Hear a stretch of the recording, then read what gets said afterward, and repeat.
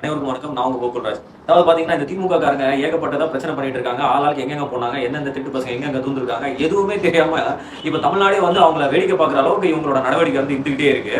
இதுல முக்கியமா பாத்தீங்கன்னா சில அமைச்சர்களும் சில எம்எல்ஏக்களும் ஒரே ஒரு துணை முதல்வரும் பண்ண வேலை செட்ட தாங்க முடியல சார் அப்படிங்கிற மாதிரி இருக்கிறாங்க. முக்கியமான ஆளு ஏவா வேலு அப்படின்னு சொல்லிட்டு முன்னாள் அமைச்சரா இருந்தவருக்கு இப்ப அவருக்கு ரைடு விட்டுருந்தா உடனே அவருக்கு என்ன பிரச்சனை வந்துச்சோ தெரியல. இங்க இருக்கிற ஹாஸ்பிட்டல்லாம் அவருக்கு கரெக்டா இல்ல போல.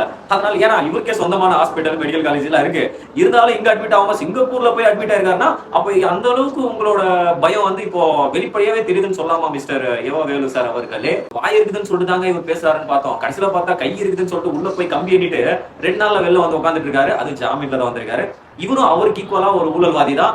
சோ அதனால அது மட்டும் இல்லாம இப்போ இருக்கிற தமிழக முதல்வரை பத்தி தப்பா பேசின ஒரு வேணா நாங்க வந்து டீசென்சி கருதி நாங்க கொஞ்சம் நிதானமாவே பேசலாம்னு இருக்கோம். சோ அதனால அனிதா ராதாகிருஷ்ணன் அவர்களே கொஞ்சம் வாயை கொஞ்சம் கண்ட்ரோல் பண்ணி பேசுங்க. 10 ரூபாய்க்கு பேர் போன ஒரு அமைச்சர்னா இவங்க. ஏன்னா 10 ரூபாய் பாலாஜி நம்ம தளபதி அவர்கள் கரூர்ல போய் பாட்டு பாடிட்டே வந்துட்டாரு.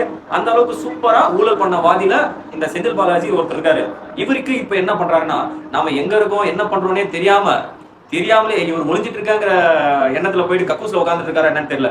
தயவு செஞ்சு சொல்ற கரூர் மக்கள் அவர் எங்கேயாவது இந்த 10 ரூபாய் பாலாஜி பாத்தீங்கன்னா 100க்கு போன் அடிச்சு பேசுங்க. கம்பல்சரி 100க்கு போன் அடிச்சு அவங்க கம்ப்ளைண்ட் பண்ணி அவங்க உள்ள உட்கார வைக்கிறதுக்கு கரூர் மக்கள் நீங்க சப்போர்ட் பண்ணுங்கிறத அன்போட கேட்டுக்கிறேன். 2வது தத்தினே சொல்லலாம். ஏன்னா ஃபர்ஸ்ட் தத்தி பத்தி நம்ம பேச வேண்டிய அவசியம் இல்ல. 2வது தத்தி யாருங்கிறது தமிழ்நாடு ஃபுல்லாவே தெரியும். யாருன்னா நம்மளோட துணை முதல்வர் உதயநிதி ஸ்டாலின் அவர்கள் மட்டுமே.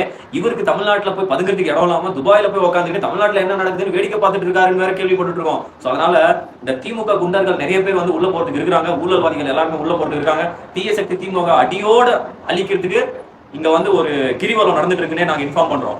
எச்சரிக்கையா சொல்றோம். தமிழக வெற்றி கழகத்துக்கிட்ட வச்சுக்காதீங்க. தமிழக வெற்றி கழகத்தில் இருக்கிற எல்லாருமே தூய சக்திகாரர்கள் மட்டுமே. தீய சக்திக்கு எந்த காலத்திலும் சப்போர்ட் பண்ணாது.